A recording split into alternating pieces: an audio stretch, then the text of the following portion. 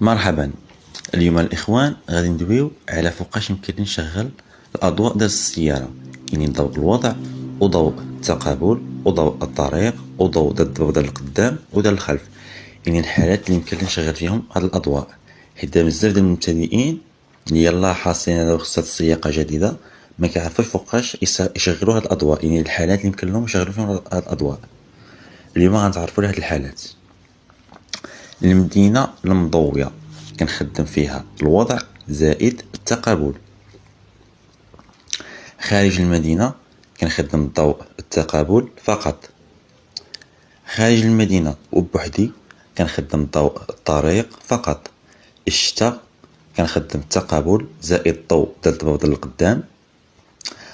في حالات الأحوال الجوية غير ملائمة، يعني في الضبابة أو الدخان أو الثلج أو العجاج، كنخدم التقابل زائد الضوء ديال الضباب ديال القدام وديال الخلف.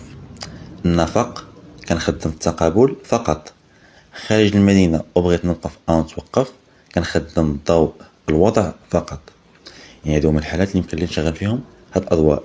كنتمنى هاد الفيديو يكون خفيف ظريف على قلوبكم، وإلا عجبكم ديروا معكم شي لايك، واللي أول مرة كيشوف الفيديوهات ديالنا يشترك في القناة ويفعل زر الجرس ليصلهم كل جديد. وشكرا لكم على حسن المتابعة.